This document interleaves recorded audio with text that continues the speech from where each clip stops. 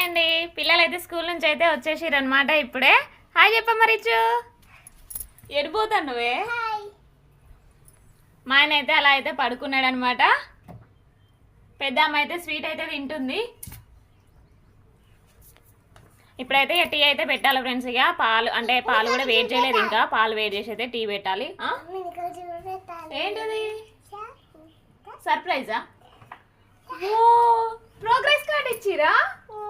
ఎన్ని మార్క్స్ వచ్చినాయి? చూడలేదు.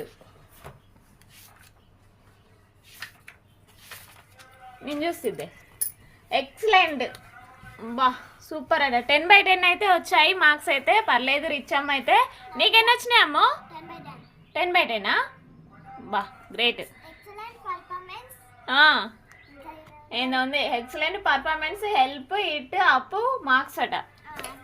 ఓకే ఫ్రెండ్స్, ఇప్పుడైతే టీ పెట్టుకొని అయితే తాగి